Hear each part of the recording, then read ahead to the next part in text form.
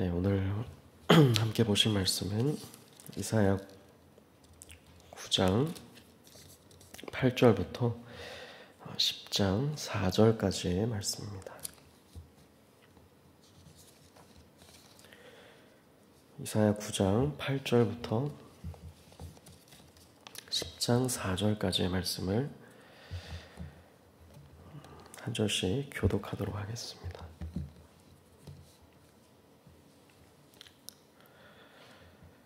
주께서 야곱에게 말씀을 보내시며 그것을 이스라엘에게 임하게 하셨은즉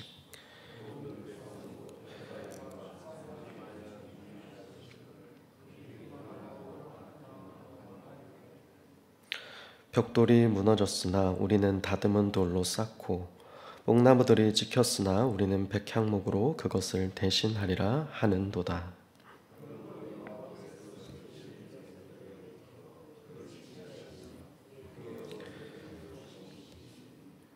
앞에는 아람 사람이요 뒤에는 블레셋 사람이라. 그들이 모두 입을 벌려 이스라엘을 삼키리라. 그럴지라도 여호와의 진노가 돌아서지 아니하며 그의 손이 여전히 펴져 있으리라.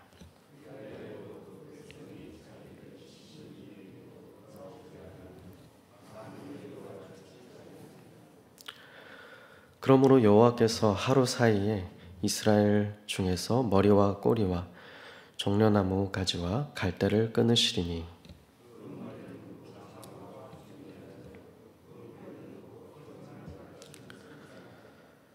백성을 인도하는 자가 그들을 미혹하니 인도를 받는 자들이 멸망을 당하는도다.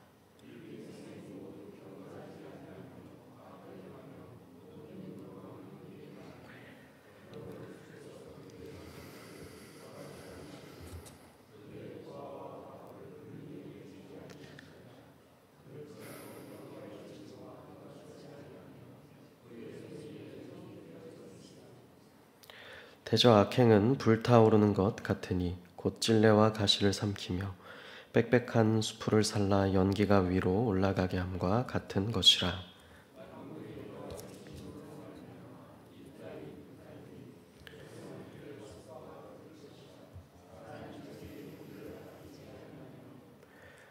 오른쪽으로 움킬지라도 줄이고 왼쪽으로 먹을지라도 배부르지 못하여 각각 자기 팔에 고기를 먹을 것이며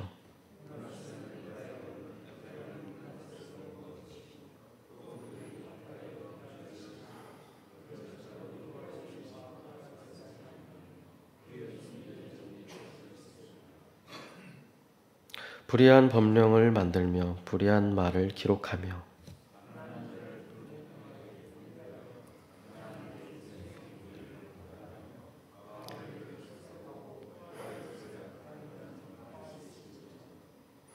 벌하시는 날과 멀리서 오는 환난 때에 너희가 어떻게 하려느냐? 누구에게로 도망하여 도움을 구하겠으며 너희의 영화를 어느 곳에 두려느냐?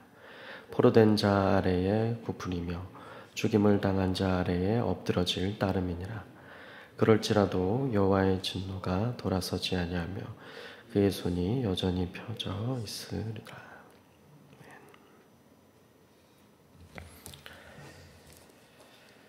네, 오늘 이제 9장 8절부터 조금 길게 10장의 4절까지의 말씀을 함께 쭉 교독해 보았는데요. 저희가 오늘 9장 8절에 적혀 있는 아마 성경책마다 소제목이 비슷할 것 같았는데요. 주께서 이스라엘을 벌하실 것이다 라는 제목이 붙여져 있는 것처럼 오늘 본 말씀이 이제 또 마치 우리가 전에 토요일 9장 1절부터 7절과는 조금 또 다른 이런 또 심판의 참으로 비극적인 말씀이 다시금 나오고 있는 것을 보고 있습니다. 저희가 이사야서의 말씀이 특히 1장부터 대략 한 12장까지가 이러한 흐름들이 있다고 볼 수 있을 텐데요.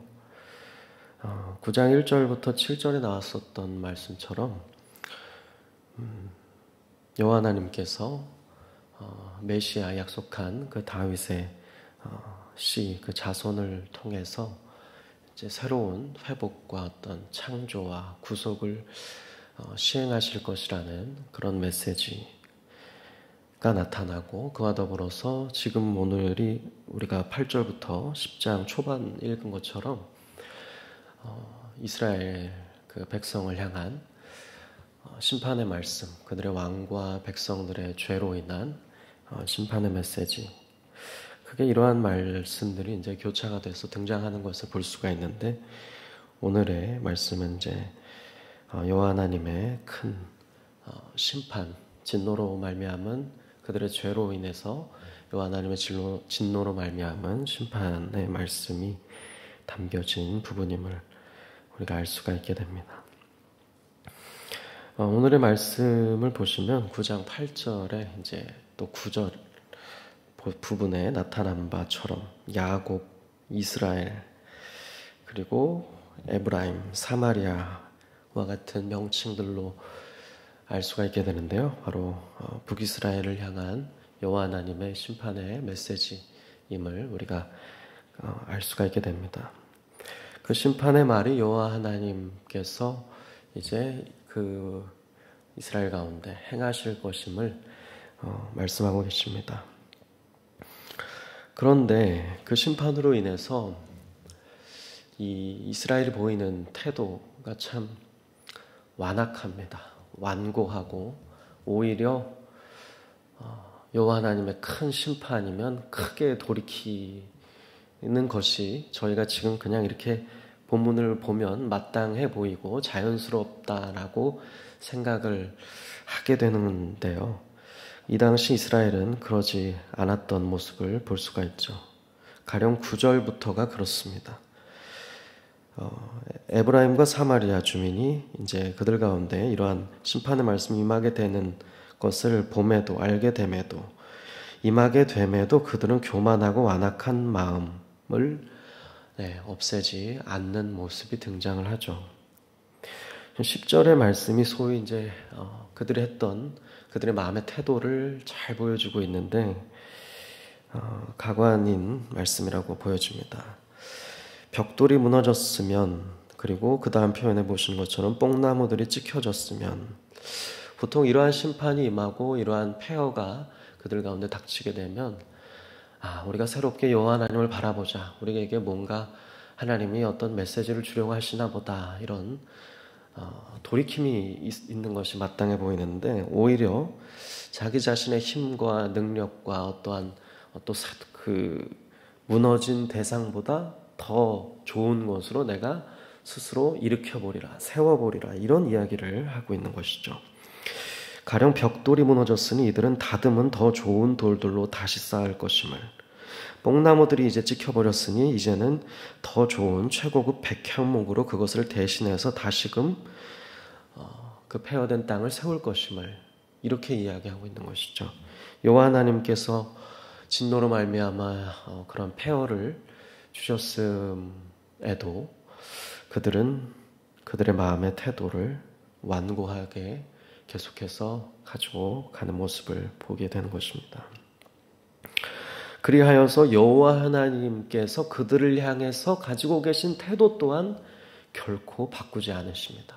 그들이 여호와 하나님께서 이러한 진노와 심판이 임했을 때 마땅히 돌이키고 마땅히 하나님 앞에 무릎을 꿇었다면, 여호와 하나님께서도 그에 맞게 그들 가운데 은혜를 베푸시고 불쌍히 여기시고 긍휼히 여기셨겠지만, 그들이 완고하고 이러한 태도로 일관하고 완악한 마음을 굽히지 않기에 오늘의 말씀은 굉장히 비극적인 여호와 하나님의 그 진노가 펴신 그 팔로 임하게 하신 그 심판이 결코 하나님이 그 팔을 거두시지 않을 것이다.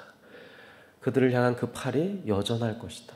그 팔이 결코 여호와 하나님께서 걷어가시지 않을 것임을 말하는 말씀들이 반복되는 것을 볼 수가 있죠.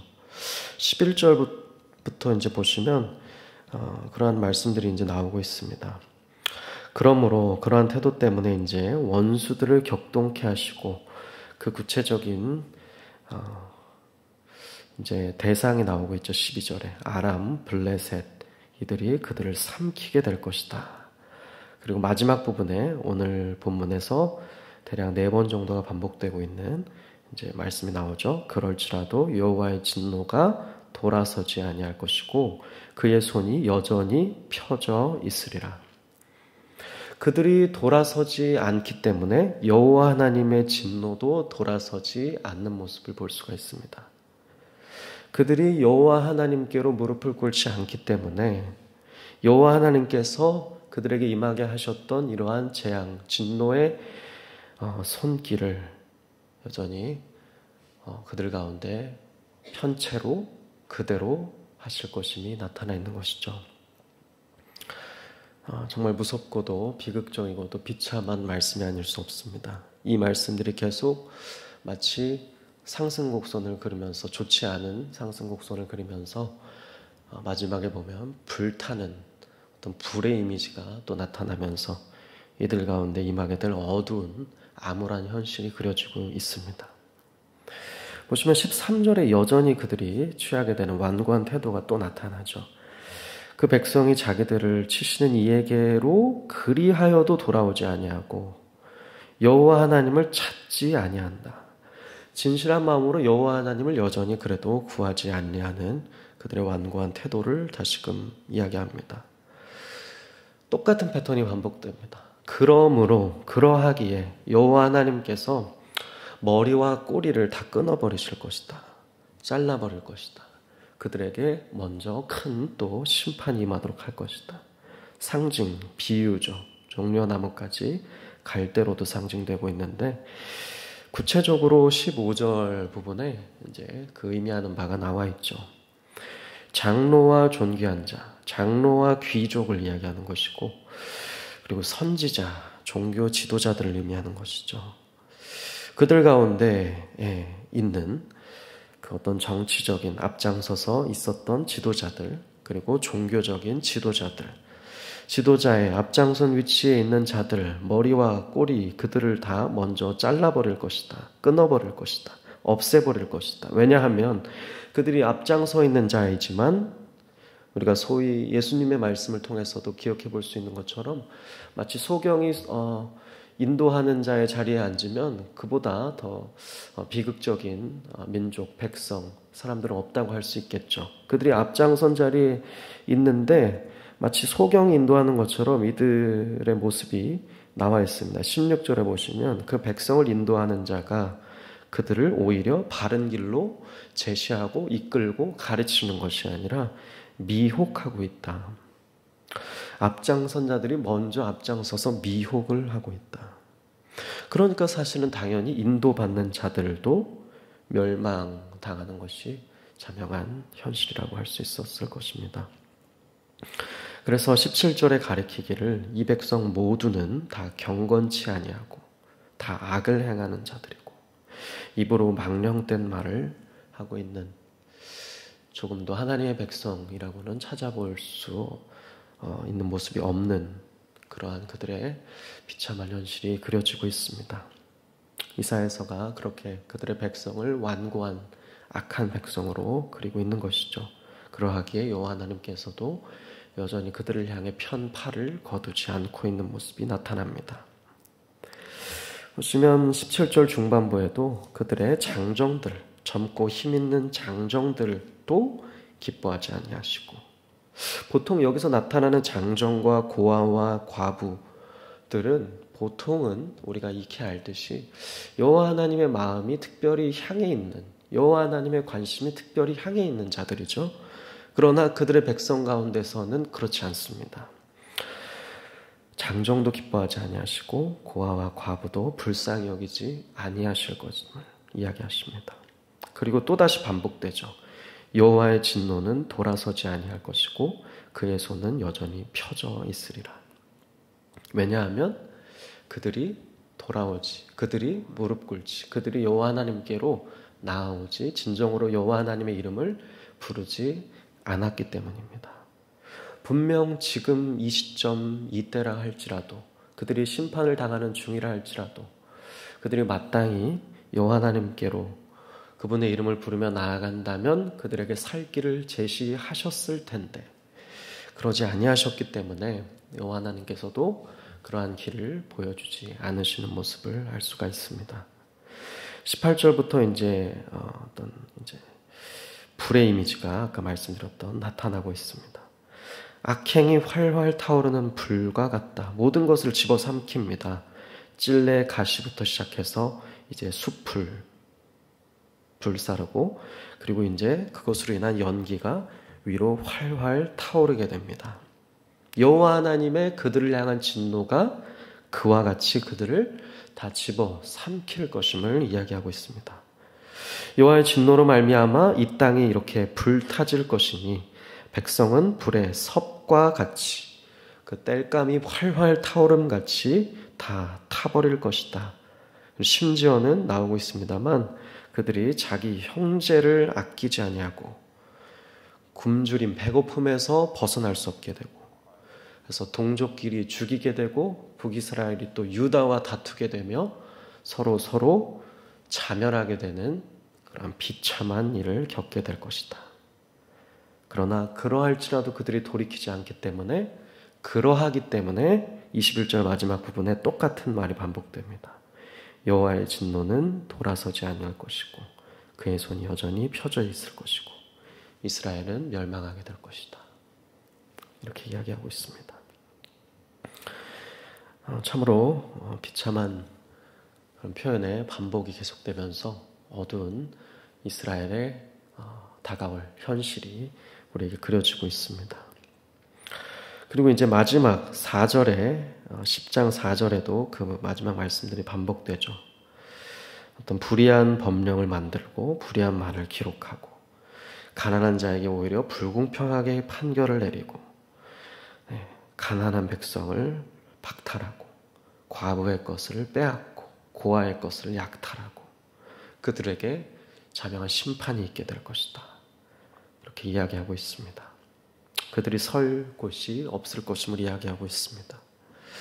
그러면서 여호와의 진노는 여전히 돌아서지 않고 그분께서 펴신 그 팔도 여전히 펴져 있을 것이다 라고 이야기하면서 오늘 10장 4절까지의 한 단락에 이스라엘을 향한 여호와 하나님의 진노와 심판의 말씀이 마무리되고 있는 것을 볼 수가 있습니다.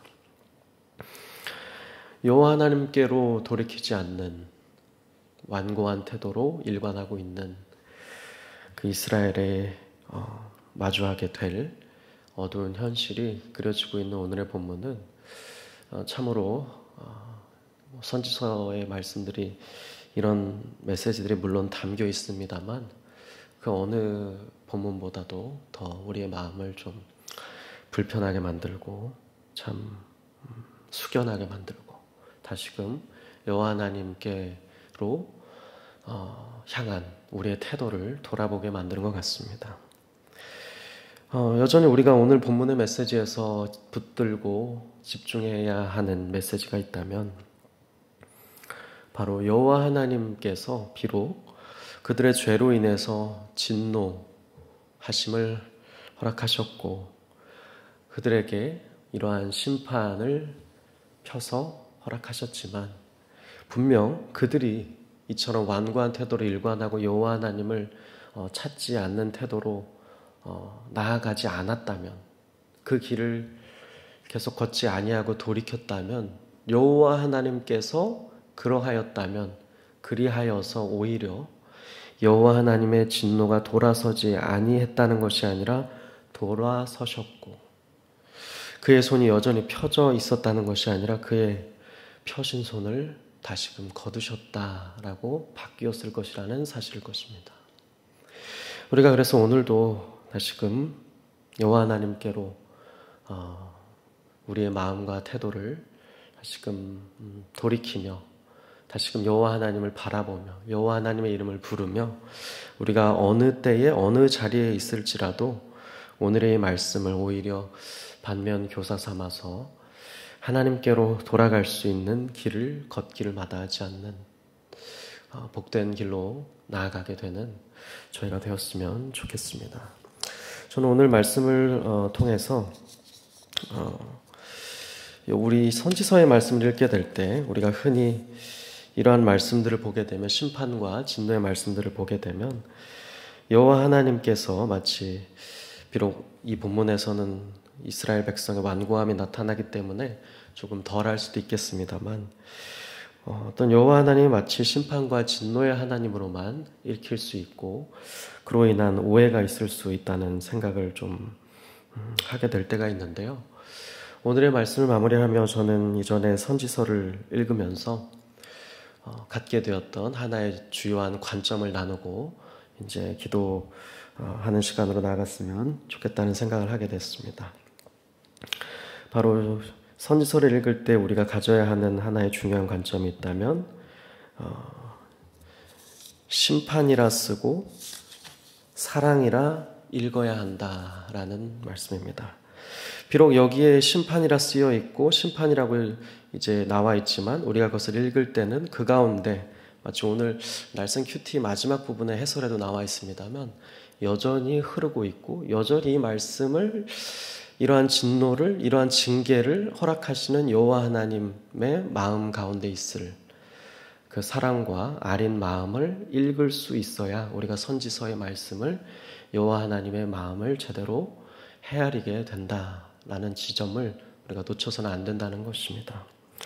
그래서 이전에 많이 회자가 되었던 오해라는 글을 끝으로 읽어드리고 오늘 말씀을 마무리하도록 하겠습니다. 하나님이 나를 너무 사랑하심으로 나를 더욱더 주님의 형상과 닮게 하시기 위해 나의 모난 부분들을 깎으실 때, 하나님은 그것을 사랑이라 부르시지만 나는 그것을 고난이라 부릅니다. 하나님이 나를 너무 사랑하심으로 나를 아버지의 나라로 인도하시기 위해 낮은 마음과 넓은 마음을 갖게 하시려고 좁은 길로 인도하시는 것을, 하나님은 그것을 은혜라 부르지만 나는 그것을 연단이라고 부릅니다. 우리가 하나님을 향해 가지고 있는 이러한 오해들이 벗어질 수 있기를 이라는 글인데요. 작자 미상의 글이지만 참으로 특별히 저는 선지서를 읽을 때 이러한 관점으로 읽게 된다면, 이러한 관점을 가슴속에 두고 읽게 된다면 여호와 하나님의 마음을 놓치지 않고 선지서의 말씀을 더 우리의 교훈으로서 잘 받아들일 수 있을 거라 생각합니다. 그 아버지 하나님의 마음을 다시 한번 우리가 헤아리게 되는 이 새벽이 되었으면 좋겠고, 그분 앞에 다시 한번 진솔한 한 사람으로 나아가서 기도하며 하나님께서 우리에게 주시는 메시지에 귀 기울이며 하나님께서 기뻐하시는 자의 자리에 서게 되는 귀한 이 새벽이 될 수 있기를 주님의 이름으로 축복합니다. 같이 기도하겠습니다.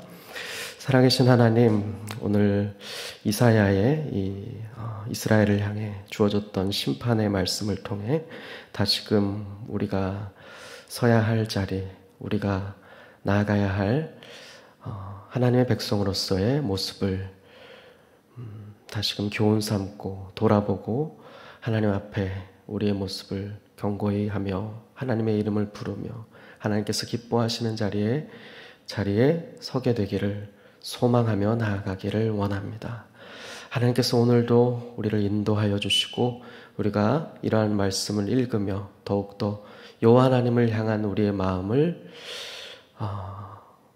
온전히 하나님께서 기뻐하시는 모습으로 서게 될 수 있도록 우리가 하나님의 마음을 더 깊이 깨닫고 하나님께서 기뻐하시는 자의 자리로 서게 될 수 있기를 하나님께서 인도하여 주시옵소서. 그리하여서 우리는 여호와 하나님께로 온전히 마음을 향하며 온전히 여호와 하나님께서 기뻐하시는 하나님의 백성으로서 우리의 삶을 드릴 수 있도록 우리의 생이 다하는 날까지 우리의 삶을 인도하여 주옵소서. 감사하며 살아계신 예수 그리스도의 이름으로 기도하였습니다.